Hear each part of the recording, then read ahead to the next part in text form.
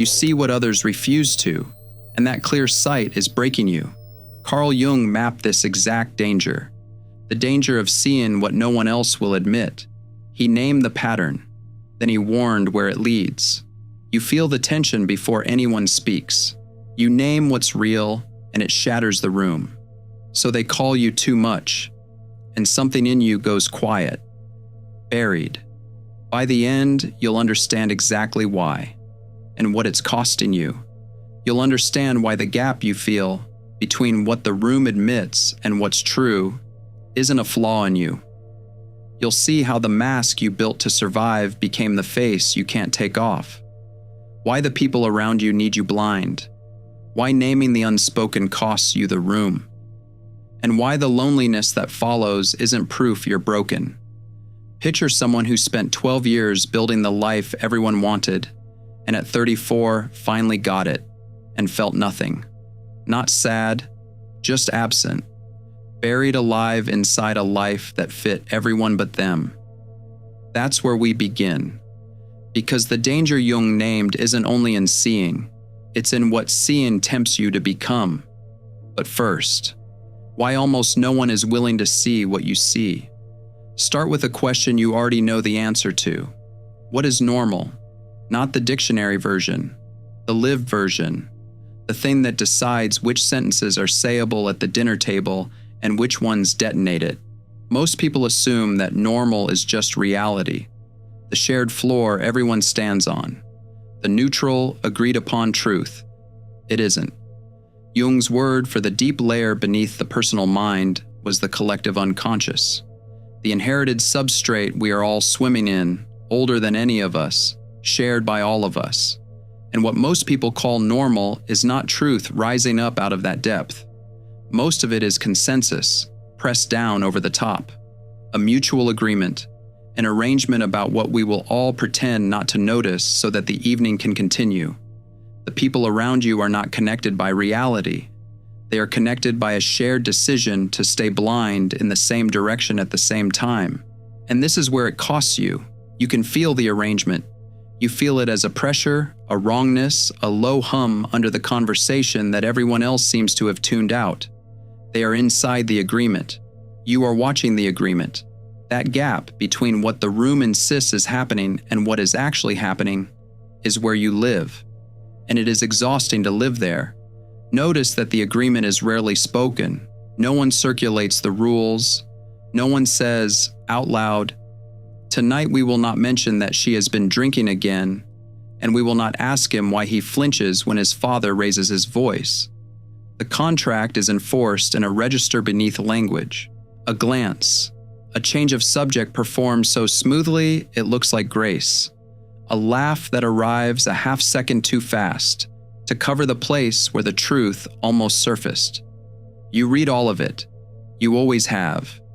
You were the child who knew the temperature of a house the moment you walked in the door, before anyone had said a word, and you were usually right, and being right bought you nothing. Think about the shape of an ordinary day inside the agreement. Wake up. Reach for the phone before the eyes are fully open. Respond to the notifications. Consume the stimulation. Perform the productivity. Distract yourself from the feeling that something is missing. Sleep. Repeat. Nobody at the table calls that strange. It is simply the water. And the one person who looks up and says quietly, "Does anyone else feel like none of this is real?" That person is not thanked. That person is managed. You have been the person who looked up. So how does it happen? How does an entire room of intelligent people agree to not see? It happens through a mask. Jung called it the persona. Begin with what the mask is for, because it is not a lie at first. It is a kindness. The persona is the face you assemble to move through the world, the version of you that is appropriate at work, palatable at family gatherings, smooth in a checkout line. It protects the soft thing underneath. It lets you fit. It smooths the friction between your raw interior and a world with no patience for raw interiors. The mask protects you, then the mask helps you. It gets you the job. It earns the approval. It keeps the peace at the holiday table for the 40th year running. It works so well that you reach for it without thinking, the way you reach for a light switch in your own hallway. And then, this is the danger Jung named precisely, you become the mask. The face you put on to survive fuses to the face underneath. You stop being able to find the line where the performance ends and you begin. You did not choose this. It is the most natural thing in the world. The role rehearsed 10,000 times stops feeling like a role. It starts feeling like a self. Your identity, in other words, was a survival mechanism, and the survival mechanism grew into your skin. Picture someone specific. Imagine a person who spent 12 years building exactly the life their parents needed them to have. The right degree, the respectable career, the partner who looked correct in the family photographs. Every box checked in order, on schedule. At 34, they finally got the thing. The promotion, the house, the arrival they had been promised would feel like arrival. And they felt nothing. Not sadness. Sadness would have been information. They felt a flat, carpeted silence where the joy was supposed to be. They stood in the life they had built, a life other people openly envied and could not locate the person it was built for. That is what it looks like when the mask wins. Not a breakdown, a quiet vanishing. You disappear so gradually behind a face so functional that no one notices the lights go out, least of all you. Here's the question that should bother you. If the mask costs that much, why does everyone keep wearing it? Because the group needs them to. A collective, a family, a workplace, a culture runs on shared performance the way an engine runs on fuel. The unspoken contract is simple. Everyone keeps their mask on so that no one has to look at what the masks are hiding. The performance is not decoration. Take it away and the whole arrangement loses its structural integrity. Now watch what your seeing does to that. When you feel the tension in the room and your body refuses to pretend it isn't there, you become a threat. Not because you said anything, just because you registered it. Your awareness is a crack in the shared surface. If one person can see through the performance, then the performance is not as solid as everyone needs to believe. Your open eyes put their hallucination at risk. So the group does what groups do. It does not examine the thing you noticed. It examines you. You are too sensitive, too intense, too much.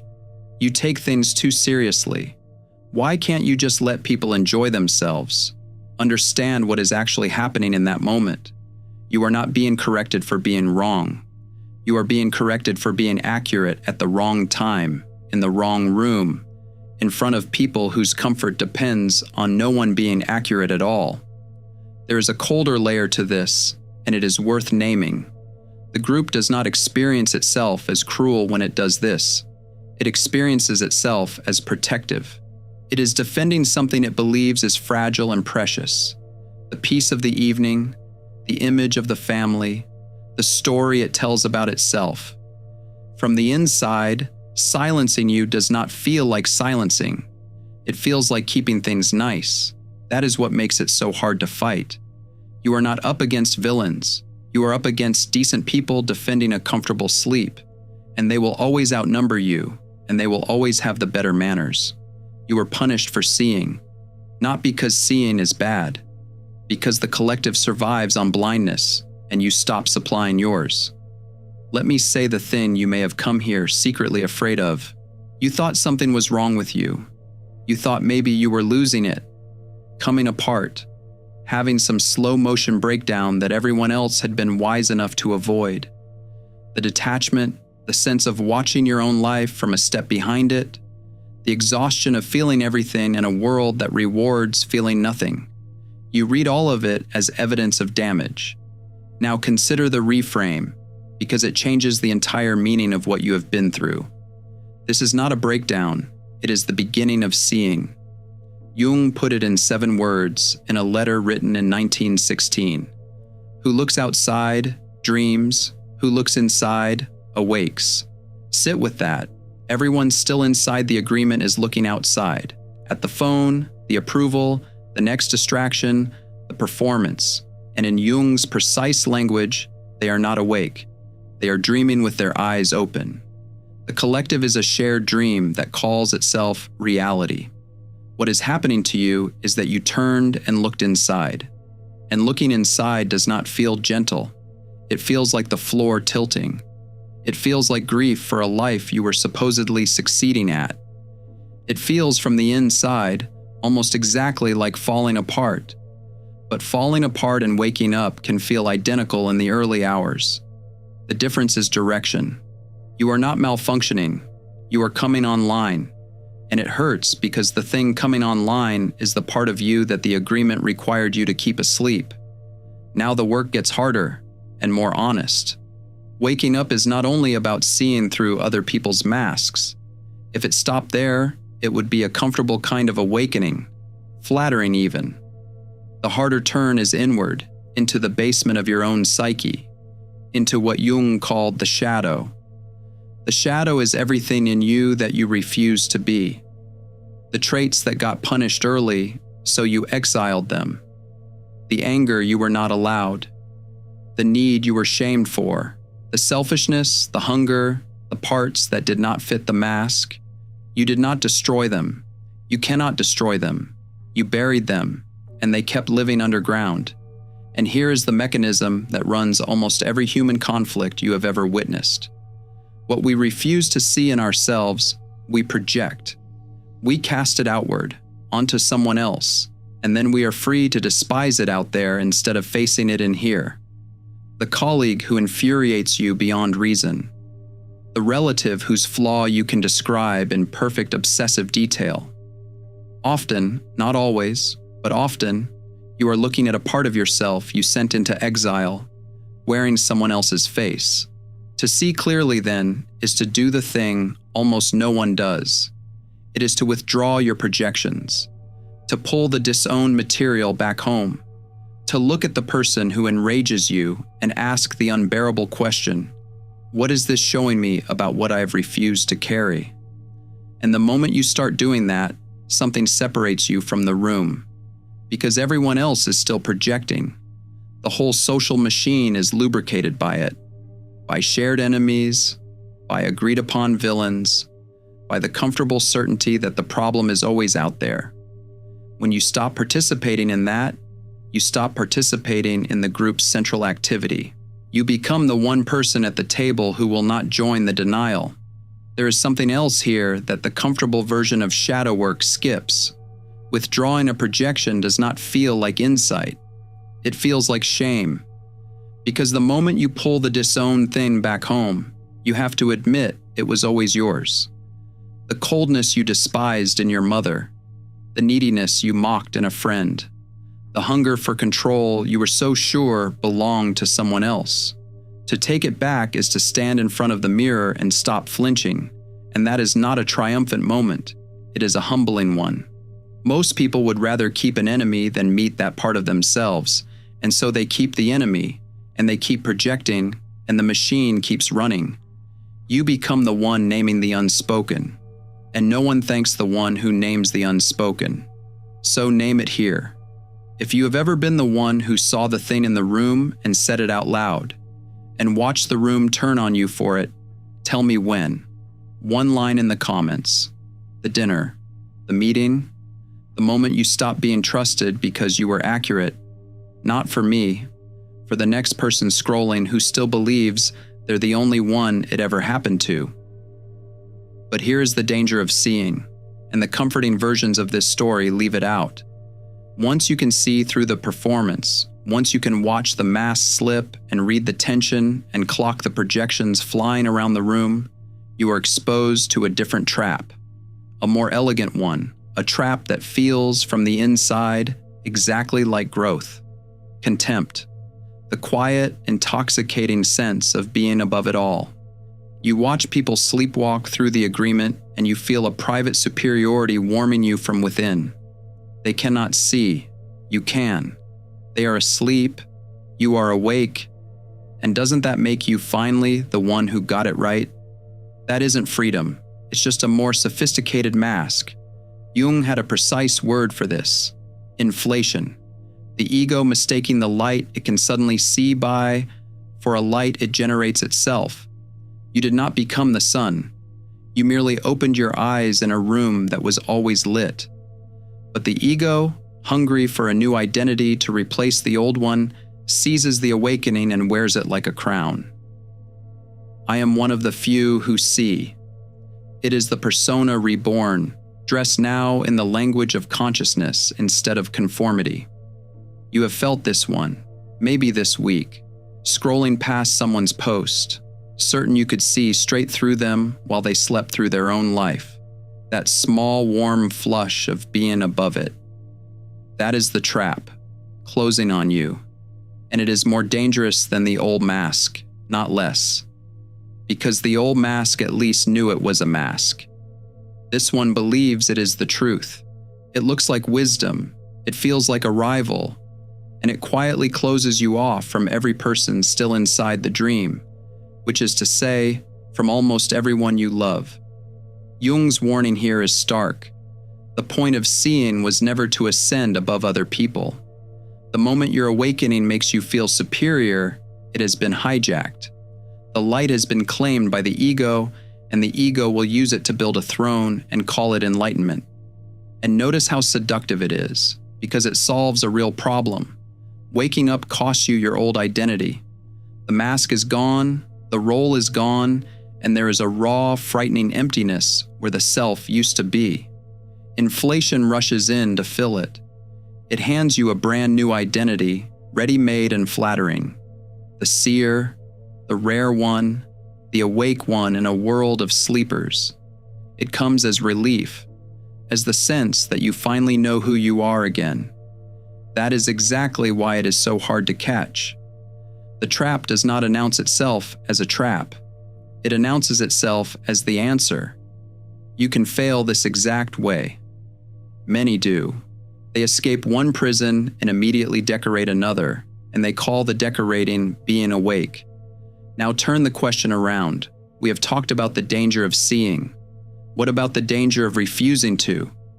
Jung's answer is one of the most quoted things he ever said, and one of the least understood. Until you make the unconscious conscious, it will direct your life, and you will call it fate. Hear what that actually means. The shadow you refuse to look at does not sit quietly in the dark, waiting to be invited up. It does not disappear because you ignored it. It runs you from underneath. It chooses your partners, picks your fights, sabotages the good thing the moment it arrives. And because the choosing happens below your awareness, you never see the hand on the wheel. You experience the crash as bad luck, as your pattern, as fate. Let me make it specific. Imagine a man who swore, really swore with his whole chest, that he would never become his father. The coldness, the way the old man would go silent and absent at the exact moment his family needed him present. The boy felt it as a wound, and he made a vow. He would be different, warm, present, there, and he tried. He chose differently, consciously, every time, for years. Then one ordinary evening, at his own kitchen table, his child needed something from him. And he heard a voice come out of his own mouth. The same flat coldness, the same quiet exit from the room while his body stayed in the chair, his father's voice in his throat, decades later, perfectly preserved. What he refused to look at didn't disappear. It waited, and then it ran the show, exactly as Jung said it would. That is the cost of looking away. Not punishment from outside, repetition from within. The thing you will not face does not free you by being ignored. It simply takes the wheel in the dark and drives you straight back into the wound you were certain you had escaped. So you choose to look. You do the harder thing. You withdraw the projections, you face the shadow, you refuse the inflation, you stop supplying your blindness to the group. And now you are alone in a way you do not have words for yet. Let me describe it since no one around you will. You are sitting across from someone you love, someone you have known for years, and mid-conversation, a strange thing happens. You feel yourself slide backward, behind glass. You can still hear them. You can still nod in the right places. But there is a pane between you now. Through it, you watch the conversation perform itself.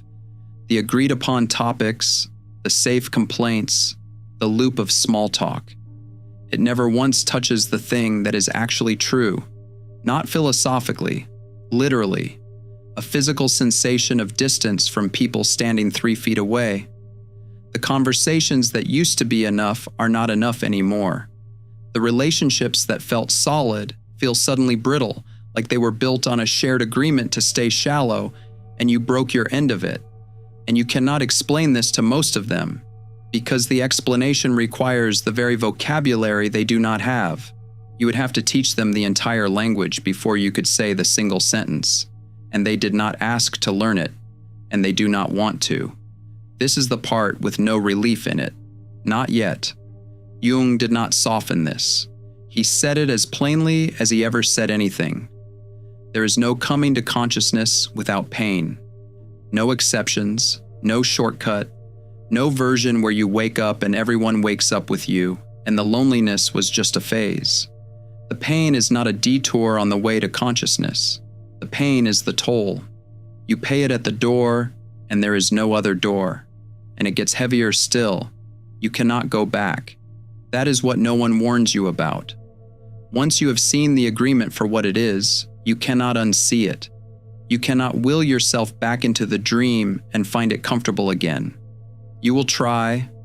There will be nights you would trade almost anything to believe the small talk, to be soothed by the surface, to want what everyone around you seems content to want. But the door behind you is gone. The only direction that exists now is forward, deeper, into a country with very few other people in it. That is the loneliness in its truest form. Not that no one is there, that the few who could meet you there are rare and scattered, and you may go a long time between them. So what is it all for? If awakening costs you the comfort of the dream and isolates you from the dreamers, what is the actual destination? Not happiness. Jung was almost allergic to that promise. The destination is wholeness. He called the path toward it individuation, the slow work of becoming the entire person you actually are, instead of the curated fragment the mask allowed. And wholeness is not what the self-help shelf sells you. Forget the polished, healed, finally arrived version of you with the shadow scrubbed out. Wholeness is the opposite. Wholeness means holding the contradiction. It means carrying your light and your darkness in the same body without splitting them apart. The kindness and the cruelty you are capable of. The wisdom and the wound. The part of you that sees clearly and the part that is still, in places, profoundly asleep. Individuation is the capacity to hold all of it at once without collapsing into a false certainty to make the discomfort stop. That is harder than happiness. Happiness asks you to feel one approved thing.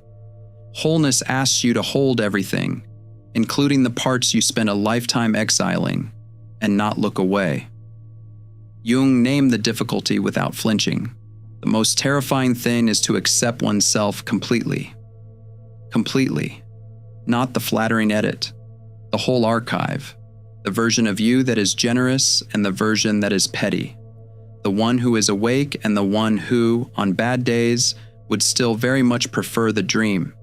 To accept all of it, not approve of it, not indulge it, but stop pretending it isn't yours, is the most terrifying and the most freeing thing a person can do. And there is a quiet gift buried inside this that the happiness merchants can never offer you. When you stop demanding that you be only the good, only the healed, only the awake, the war inside you ends. The exhausting labor of keeping half of yourself in exile, the energy that took, the vigilance, the constant management of the mask, is suddenly returned to you. People mistake wholeness for a heavier burden. It is the opposite. It is the laying down of the heaviest burden there is, which is the refusal to be all of what you are. This is not a cure. There is no cure, because you were never a disease. It is a map. And the map does not lead out of the dark woods. It teaches you to stop being lost in them. So let me leave you with something you can actually do. Not a transformation, a doorway. Start with 5 minutes of deliberate silence a day. Not meditation, if that word has too much baggage. Not a podcast playing softly underneath. Not a guided anything. Just you and the noise inside, with nothing layered over the top of it. And then pay attention to one thing only. Notice what you immediately want to escape to. The phone, the task, the memory, the plan, the urge to be anywhere except here, with yourself, unaccompanied. That urge is not the enemy. That urge is the map. It points with perfect accuracy at exactly what you have been refusing to face. Whatever you most want to run from in that silence is the precise edge of your own shadow. Follow it inward. That is the work. If you have felt what this video is describing, if any of it landed in your body and not just your mind, then understand why this channel exists. These questions deserve more than a 30-second scroll and a dopamine hit. They deserve a descent. That is what we do here. We go down, carefully, into the places most content refuses to go. The next descent goes deeper than this one. And before you go, tell me the one line in this that found you. The sentence you would have written yourself if you'd had the words for it. Leave it below. Whatever it is, say it plainly, the way you never could at the table. Because this comment section is the one room where naming what's real doesn't make you the problem. It makes you understood. Read the others while you're there. You'll see how many people have been sitting behind the same glass, certain they were the only one. So let me end where the honesty has to end. Not with comfort, with the truth, the loneliness you feel, the glass between you and the people you love, the exhaustion of seeing what no one else will admit, the ache of carrying a vocabulary no one around you speaks. Sit with what it actually is. That loneliness isn't evidence something's wrong. It's evidence you're awake. You were never broken. You were accurate in a room that needed you blind. You were sensitive in a world that mistook numbness for strength. You felt the tension no one named, and you were punished for the feeling, and you carried the punishment for years as if it were proof of your defect. You wore it like a verdict. You built a whole quiet theory of your own brokenness on top of it, and you were so convincing that you believed yourself. Put the verdict down. It was never true. It was never a defect. Jung handed you the map 100 years ago, and the map does not promise you will be admired. It does not promise you will be understood. It does not even promise you will be happy. It promises only this, that you can be whole, that you can hold the whole of yourself, light and shadow, seeing and sleeping, and stop running. You did not come this far to be admired. You came this far to be alive, awake, not comfortable, not certain, not surrounded by people who finally agree, alive. And that loneliness, the one you have been treating like a wound, it isn't the cost of being awake. It's the proof. In The Alchemist's Path, perception training for empaths, you'll turn overwhelm into wisdom with practical drills, Jung-inspired boundaries, and step-by-step perception training. This guide includes 3 exclusive chapter videos to deepen each lesson. Written by Surreal Mind, 236 pages, beautifully designed 8.5 by 11 downloadable ebook, in stock now. Start your training today. Feel deeply while thinking clearly. Get The Alchemist's Path at thesurrealmind.com.